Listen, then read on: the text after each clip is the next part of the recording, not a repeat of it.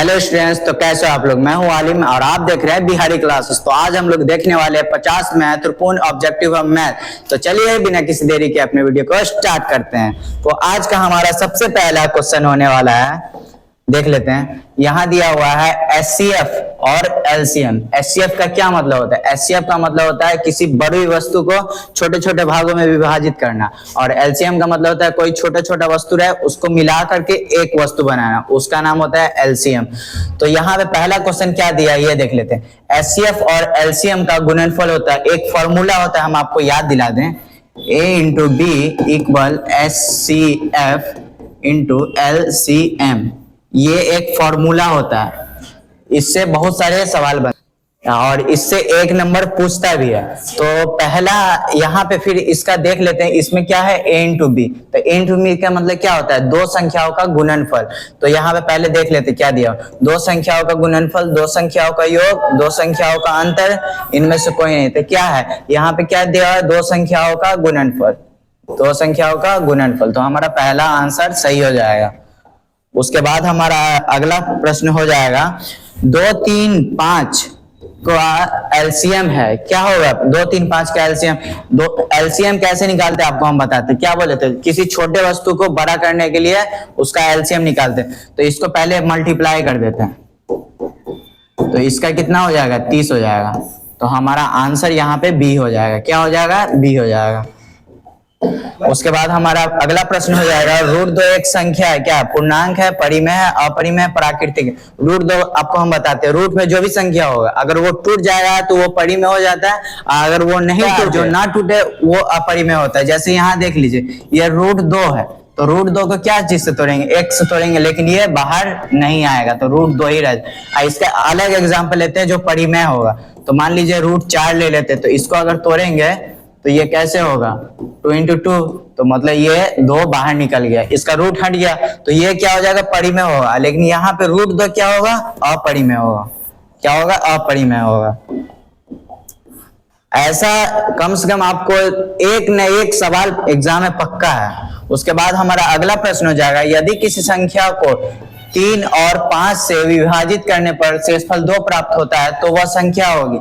कौन सी संख्या होगी? यहाँ पे दिया हुआ है 17, 23, 37, 47, क्या होगा? हम चेक कर लेते हैं। पहले 17 है ना, तो 17 ही को हम चेक करें। 17 को हम 3 से भाग देंगे, कितना होगा? 3 पंचे 15, हाथ में बच गया 2। और फिर उसके बाद है 17 है, अब 5 से हम देंगे इसको, तो 5 से देंगे तो 3 पंचे 15 हो गया, यहाँ पे 2। हमारा पहला ही आंसर सही हो। जो दिया रहे उसको उस आंसर में रखिए, उसके बाद आपको आंसर मिलेगा। दूसरे तरीके से हम इसको बताते हैं, इसको पहले गुना कीजिए और उसके बाद इसको जोड़िए, ठीक है। 3 पंचे 15 और ये 2 कितना हो जाएगा? 17 हो जाएगा। तो हमारा आंसर क्या हो जाएगा? यही हो जाएगा। ये 2 तरीका होता है, जो दिया रहा है उसको पहले गुना कीजिए, उसके बाद जो शेषफल है उसको जोड़ दीजिए, तो आपका आंसर निकल जाएगा। उसके बाद हमारा अगला प्रश्न हो जाएगा, एचसीएफ का उपयोग किया जाता है। आपको हम पीछे बताए थे कि एचसीएफ का उपयोग वहां किया जाता है जहां किसी को छोटे छोटे भागों में विभाजित करना हो। तो क्या है? किसी बड़ी वस्तु को छोटे छोटे भागों में विभाजित करना, समान वस्तु बनाने के लिए। ए और बी दोनों, इनमें से कोई नहीं, ये नहीं होगा और ये भी नहीं होगा। यहाँ पे क्या है? किसी बड़ी वस्तु को छोटे छोटे भागों में विभाजित करने के लिए। उसके बाद हमारा अगला प्रश्न हो जाएगा, किसी सम संख्या का रूप है। सम संख्या का रूप क्या होता है? 2n, 2n plus 1, n square, n plus 1, n plus 2, ठीक है। तो हमको यहाँ पे चेक कर लेते हैं, 2n प्लस 1 है ना, तो हम इसमें पहले n के जगह पर 1 रखते हैं। नंबर है जो कोई भी नंबर हो सकता है, वो 0 हो, -1 हो, जो भी हो, लेकिन हम शुरुआत कहाँ से कर रहे हैं? अभी 1 से कर रहे हैं, आपको एग्जांपल दे रहे हैं। तो 2 इंटू 1 2 होगा और 1 हो जाएगा, तो मतलब ये 3। तो ये तो सम संख्या नहीं है, ये पहला ही निकल गया। उसके बाद हम दूसरा को चेक कर लेते हैं, n स्क्वायर। n स्क्वायर है, यहाँ पे 1 रखेंगे, 1 का स्क्वायर 1 होगा, 2 का स्क्वायर 4 होगा, 3 का स्क्वायर 9 होगा। तो ये तो सम संख्या नहीं हुआ, ये भी नहीं होगा। उसके बाद हमारा अगला है n प्लस 2, n प्लस 2। तो फिर हम यहाँ पे n के जगह पे 1 रखेंगे, तो हमारा कितना हो जाएगा? 3 हो जाएगा। उसके बाद n के जगह पे 2 रखेंगे, यह हमारा 4 आया, तो ये भी नहीं होगा। फिर हम e2n को देख लेते हैं, n के जगह पर 1 रखेंगे 2 आएगा, n के जगह पर 2 रखेंगे 4 आएगा, n के जगह पर 3 रखेंगे 6 आएगा। सब क्या है? सम संख्या है। क्या है? सम संख्या। तो हमारा आंसर ए हो जाएगा। उसके बाद हमारा अगला प्रश्न दिया हुआ है 22/7 को कौन सी संख्या कहा जाएगा। तो आप लोग जानते होंगे कि 22/7 किसका मान होता है? तो होता है पाई का। किसका होता है? पाई का मान होता है। अब पाई होता है अपरिमेय संख्या, लेकिन यहाँ पे क्या है? ये हो जाएगा अपना क्या? परिमेय संख्या हो जाएगा। पाई होता है अपरिमेय, लेकिन इसका जो मान होता है वो परिमेय होता है। उसके बाद हमारा अगला प्रश्न हो जाएगा किसी अभाज्य संख्या को सबसे छोटे गुणांक कौन है? किसी भी अभाज्य संख्या को सबसे छोटा गुणांक क्या होगा? उसको अगर 1 से गुना कीजिएगा वो उसका सबसे छोटा गुणांक होगा। तो हमारा आंसर ए हो जाएगा। उसके बाद हमारा अगला प्रश्न हो जाएगा 2, 3, 5 के एचसीएफ का मान है। 2, 3, 5 का एचसीएफ क्या होगा? ये तो कहीं टूटने वाला तो नहीं है, तो अभाज्य संख्या है। तो अभाज्य संख्या किससे गुना होता है? तो 1 से होता है। तो तीनों में अगर एक एक गुना रहेगा तो इसका एचसीएफ कैसे निकलेगा? यहाँ देख लीजिए, 2 × 1 = 2, 3 × 1 = 3 और 5 × 1 = 5। तो यहाँ इसमें क्या कॉमन है? तो 1 कॉमन है। तो हमारा एचसीएफ क्या हो जाएगा? 1 हो जाएगा। तो मतलब अपना आंसर सी हो जाएगा। उसके बाद हमारा एक इम्पोर्टेंट बात रह गया था, हम बताने वाले थे कि कभी भी अगर एचसीएफ किसी अंक का निकालना हो तो वो जो दिया रहता है तो उसमें देखेंगे सबसे छोटा अंक कौन सा है। छोटा अंक इसमें क्या है? 2 है। तो एचसीएफ का याद रखिएगा, छोटा अंक जो रहेगा ना उतना आंसर होगा, या तो उससे कम होगा, ज्यादा कभी नहीं होगा। तो यहाँ पे तो पहले ही 2 आंसर गलत हो गया, तो ये 3 और ये 5। उसके बाद क्या था कि 2 बचा हुआ था और 1 बचा हुआ था। उसके बाद सॉल्व करेंगे तो एक तो आंसर हमारा आ ही गया। तो ये दोनों तरीका आप इस्तेमाल कर सकते हैं। उसके बाद हमारा अगला प्रश्न हो जाएगा 2⁻³ × 3⁻² × 5 किसका अभाज्य गुणनखंड है? तो इसको आप सॉल्व कर लीजिए आराम से।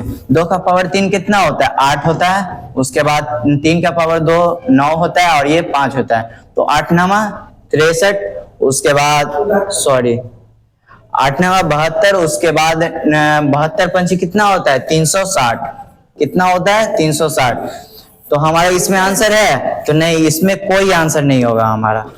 उसके बाद हमारा अगला प्रश्न हो जाएगा क्या √4 अपरिमेय संख्या है? √4 अपरिमेय संख्या कैसे आपको ये प्रूफ करना है या नहीं है, ये आप सिर्फ मतलब बता दीजिए।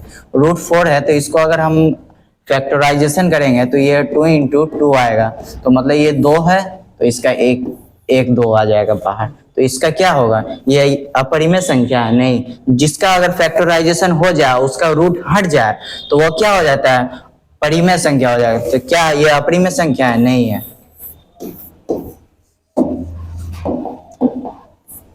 उस अगला प्रश्न है 5x³ + 3x² + x + 2 को कहा जाएगा, क्या कहा जाएगा? यहाँ पे आप देखिए, यहाँ पे द्विपद, त्रिपद, चौपद, बहुपद। तो यहाँ पे आप पहले पावर देख लीजिए, किसका पावर सबसे ज्यादा है? तो इसमें सबसे ज्यादा पावर क्या है? Q है। तो Q का क्या होगा? 3 पद होगा। तो इसको क्या बोला जाता है? त्रिपद। क्या बोला जाता है? त्रिपद। हमारा आंसर बी हो जाएगा। उसके बाद हमारा अगला प्रश्न हो जाएगा 2 संख्याओं 20 और 16 का एचसीएफ है। तो 20 और 16 का एचसीएफ कैसे निकालेंगे? इसको फैक्टराइजेशन कर देते हैं। तो 20 को कैसे लिख सकते हैं हम? 2 × 2 × 5। उसके बाद हमारा फिर 16 हो जाएगा 2 × 2 × 2 × 2। ये हो जाएगा। यहाँ पे 2 कॉमन है तो यहाँ हमारा एचसीएफ जो होगा 2 × 2 होगा, यहाँ 4 हो जाएगा। कितना हो जाएगा? 4 हो जाएगा। तो हमारा आंसर क्या होगा? बी होगा।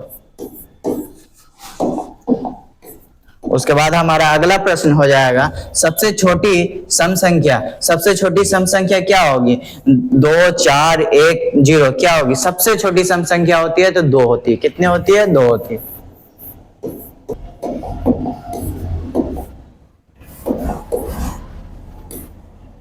उसके बाद हमारा अगला प्रश्न हो जाएगा यदि a और b के एचसीएफ 1 हो तो वो कहलाते हैं। आपको पीछे हम लोग बताए थे कि किसी भी अभाज्य संख्या का अगर आप फैक्टराइजेशन करेंगे तो वो 1 से टूटेगा। कितना से टूटेगा? 1 से। तो हमारे यहाँ पे क्या हो जाएगा? परिमेय, अपरिमेय, सहभाज्य, क्या होगा? अभाज्य। क्या हो जाएगा? अभाज्य।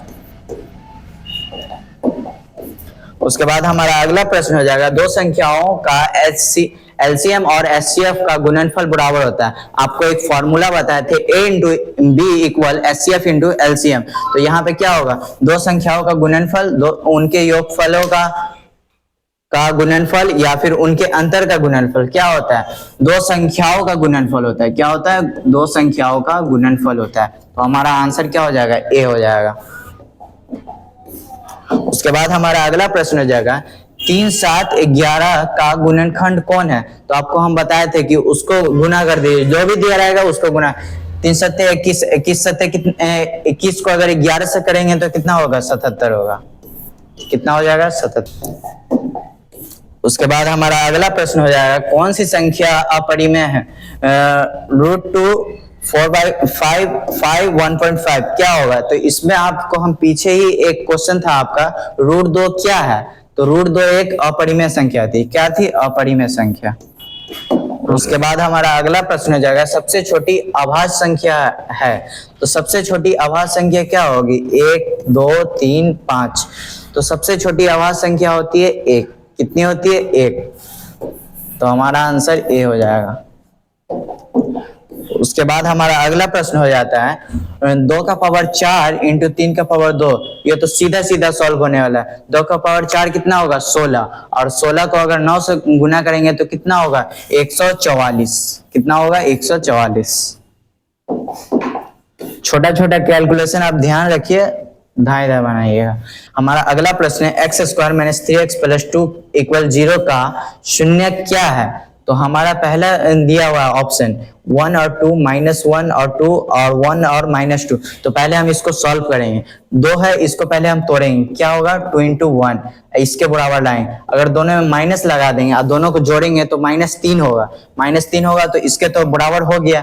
और आंसर क्या होता है, अगर ये फैक्टराइजेशन अगर इसका करेंगे और माइनस लगाएं तो वो इक्वल पे उधर जाएंगे ना, तो वो प्लस होगा। तो यहाँ पे क्या है, -2 और -1 है, तो मतलब +2 और +1 होगा। तो इसका आंसर क्या हो जाएगा, हमारा 1 हो जाएगा। उसके बाद और एक ट्रिक होता है कि आप पहले ये जो जितना आपको ऑप्शन दिया हुआ है ना, इसका इसमें मान रखिए, अगर वो 0 के इक्वल हो जाए तो वो आपका आंसर सही होता है, अगर 0 के इक्वल ना हो तो वो आपका आंसर गलत हो जाता है। उसके बाद हमारा अगला प्रश्न हो जाता है द्विघात बहुपद के अधिकतम शून्यक होते हैं। आपको मालूम है कि द्विघात कितने पदों का मतलब कितने घात होते हैं उसके, तो 2 घात होते हैं। जिसका जितना घात उतना उसका शून्यक। तो इसका कितना शून्यक होगा, 2 होगा। द्विघात का 2, त्रिघात का 3, चौघात का 4। उसके बाद हमारा अगला प्रश्न है x² - 4x + 4 = 0 का शून्यक है। तो इसको आपको पहले सॉल्व करके देख लीजिए। 4 को कैसे तोड़ेंगे, जो -4 है, 2 × 2। अगर इसको तोड़ेंगे तो ये आ जाएगा ना, यहाँ दोनों में माइनस लगा देंगे। दोनों का जोड़िए इतना आना चाहिए, मतलब गुना करने से इतना आना चाहिए, और उसके बाद दोनों को जोड़ने से इतना आना चाहिए, तब होगा।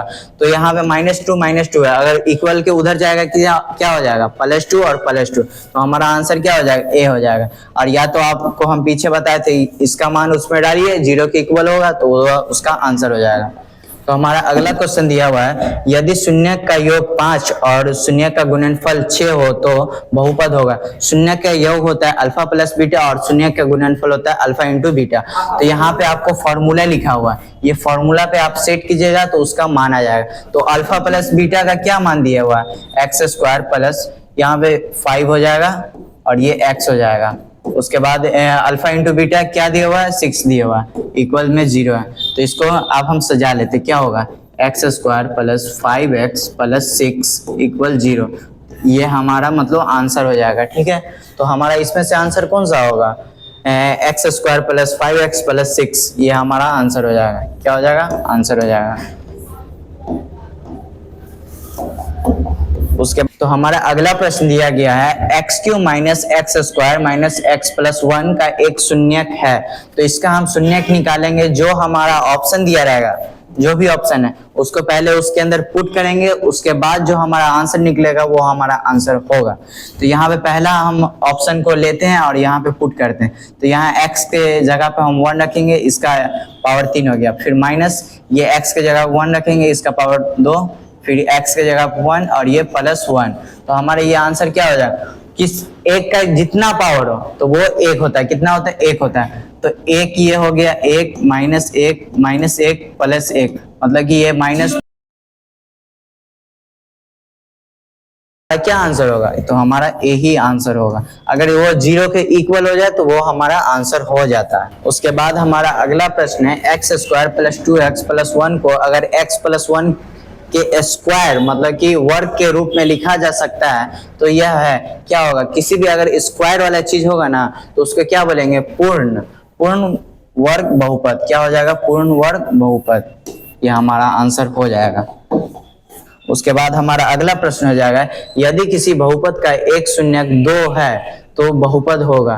तो इसका क्या है? ये तो सिंपल दिया हुआ, इक्वल के ऊपर जाएगा तो ये प्लस हो जाएगा, तो हमारा आंसर क्या आएगा? एक होगा। इक्वल के मतलब उधर जीरो होता है, तो अगर ये -2 है, अगर उधर जाएगा तो +2 हो जाएगा, तो हमारा +2 आंसर दिया हुआ है, तो हमारा आंसर ए होगा। उसके बाद हमारा अगला प्रश्न है द्विघात बहुपद x square minus x minus 6 का विभाजन x माइनस 3 से करने पर भागफल होगा। तो इसको हम मतलब सिंपली सॉल्व करके देख लेते हैं, ठीक है। तो x square minus x minus 6, तो यहाँ x है और यहाँ x है, यहाँ पे क्या है? स्क्वायर है, तो हमको एक यहाँ पे पुराना है तो क्या रखेंगे हम? यहाँ x लगाएंगे। उसके बाद इसको इससे मल्टीप्लाई कीजिए, क्या होगा? x स्क्वायर होगा, फिर इसको इससे कहिएगा -3x होगा, और यहाँ चिन्ह बदल देंगे हम। उसके बाद ये तो खत्म हो जाएगा हमारा। उसके बाद क्या है? x है और ये +3 है और -x है, तो क्या होगा? +2x होगा, और यहाँ पे -6 बच गया। उसके बाद फिर यहाँ पे देखेंगे क्या हमको पुराना है, यहाँ x है, यहाँ भी x है, क्या चीज की कमी है? तो 2 की। ये प्लस में प्लस देंगे और 2 देंगे, फिर इसको 2 से मल्टीप्लाई करेंगे, 2x होगा, फिर ये -3 है और ये +2 है, अगर मल्टीप्लाई करेंगे तो minus into minus minus plus into minus होता है। उसके बाद क्या होगा? 3 इंटू 2 6 होगा, तो यहाँ चिन्ह बदल देंगे, तो ये हमारा ये कट जाएगा, ये भी कट जाएगा, ये 0 आ जाएगा, तो हमारा क्या शेषफल होगा? तो x + 2 हमारा शेषफल हो जाएगा। हमारा अगला प्रश्न दिया हुआ है x³ + 3x² + 3x + 1 का कारक है, तो हम इसको पहले सॉल्व कर लेते हैं। इसका क्या होगा? -1 होगा, इसका +1 होगा, उसके बाद ये इनफाइनाइट हो जाएगा, क्या हो जाएगा? और इसका 1 हो जाएगा। हम इसको सॉल्व कर लेते हैं। यहाँ पहला हम इसका मान पहले इसमें पुट करें, -1 का क्यूब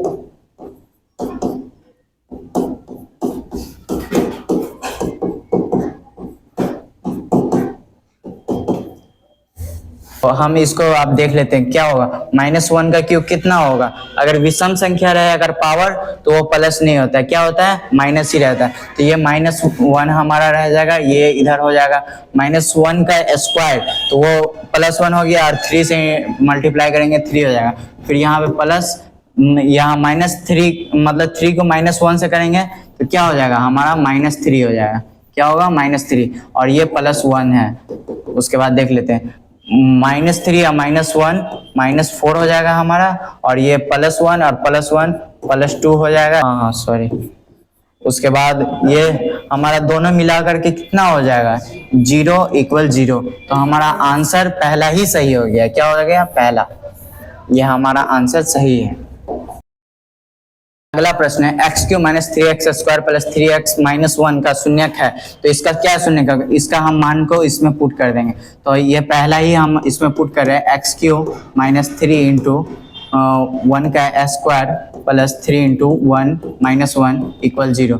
तो ये हमारा 1 का क्यूब 1 -3 + 3 और -1, तो हम इसको पहले माइनस और माइनस वाले को जोड़ देते हैं। -3 कितना 1 कितना होगा? -4, और ये +1 और +3 कितना होगा?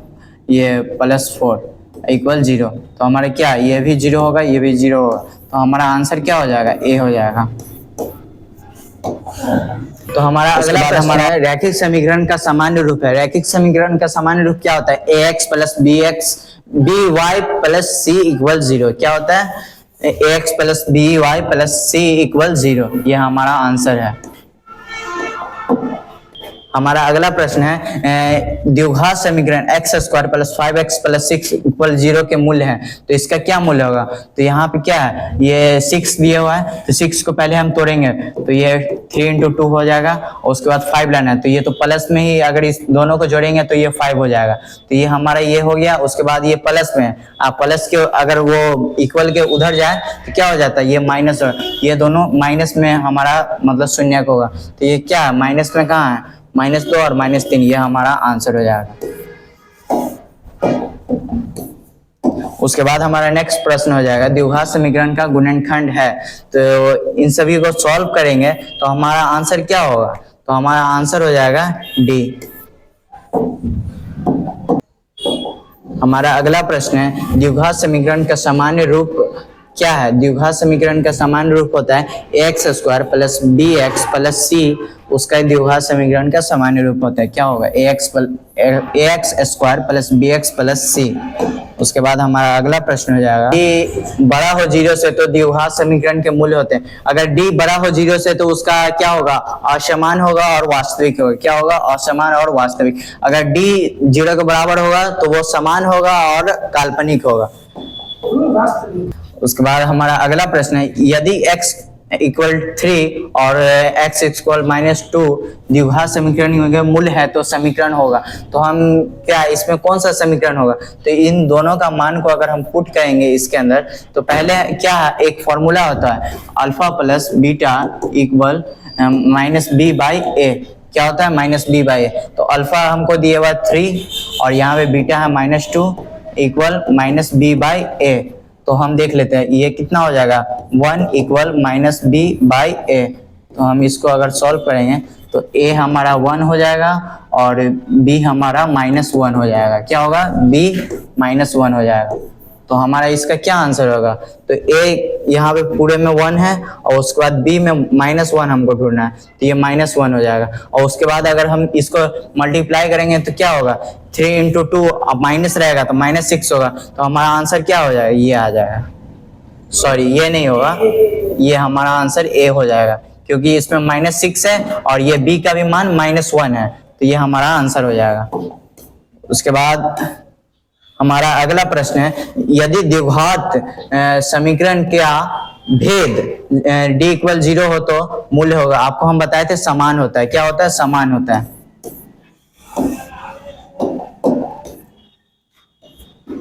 उसके बाद हमारा अगला प्रश्न हो जाएगा द्विघात समीकरण 2x स्क्वायर -3x -2 का इक्वल 0 के मूल्य हैं, तो इसका क्या मूल्य होगा। इसको सॉल्व करके उसके बाद हम देखेंगे कि क्या होता है। कर लेते हैं इसका क्या होगा, पहले हम फॉर्मूला सेट करते हैं अल्फा प्लस बीटा बराबर होता है -b/a।